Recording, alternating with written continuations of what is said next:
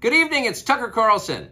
One of the first things you realize when you step outside the noise for a few days is how many genuinely nice people there are in this country. Kind and decent people, people who really care about what's true, and a bunch of hilarious people also, a lot of those. It's got to be the majority of the population, even now.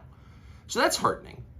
The other thing you notice when you take a little time off is how unbelievably stupid most of the debates you see on television are. They're completely irrelevant. They mean nothing. In 5 years, we won't even remember that we had them. Trust me, as someone who's participated.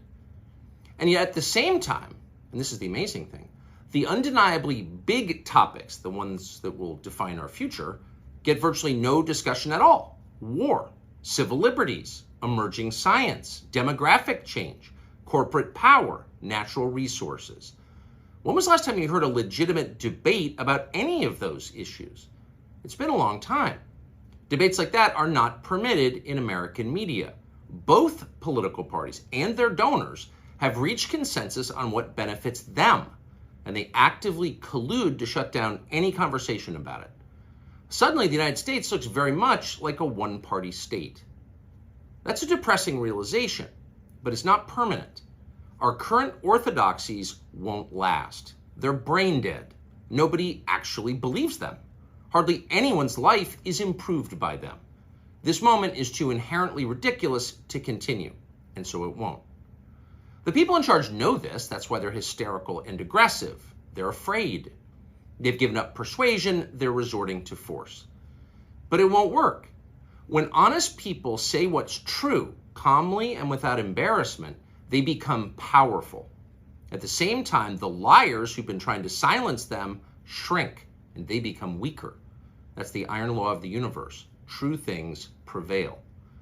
Where can you still find Americans saying true things? There aren't many places left, but there are some, and that's enough. As long as you can hear the words, there is hope. See you soon. The political world is still trying to understand why Fox would fire its highest-rated host, the highest-rated host in the history of cable news. Several theories are swirling.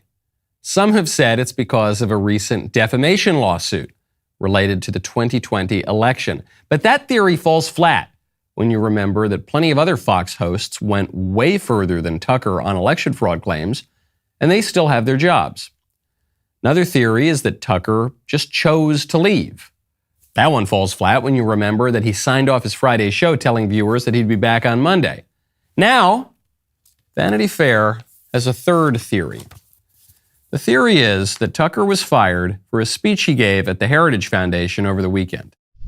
Maybe we should all take just like 10 minutes a day to say a prayer about it. I'm serious. Like, why not? And I'm saying that to you, not as some kind of evangelist. I'm literally saying that to you as an Episcopalian. I'm literally an Episcopalian, okay? And even I have concluded it might be worth taking just 10 minutes out of your busy schedule to say a prayer for the future, and I hope you will. The whole speech was excellent. I was not able to attend that dinner because I was already booked to speak at another conservative gathering in Colorado that night. I do wish I could have made it to the dinner, though. It turns out that Heritage Foundation dinner might have been one of the most consequential in the history of conservative media. According to Vanity Fair, the head honcho over at News Corp didn't like Tucker's religious recommendation. A Fox source reportedly told Vanity Fair, quote, "That stuff freaks Rupert out."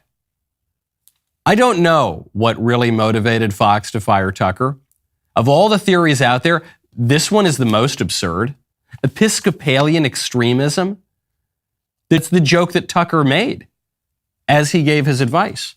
It's the craziest motive you could think of, which is why it's also the most convincing. In this fallen world, you can call for the slaughter of babies, the castration of children, the wholesale denial of truth, and you will be celebrated as a wise man and a hero. You will be rewarded. But gently suggest that people humble themselves and pray to God, they don't like that so much. That's the sort of thing that can get you taken off the air. And that's the sort of thing that proves Tucker's point. Right now, go to puretalk.com.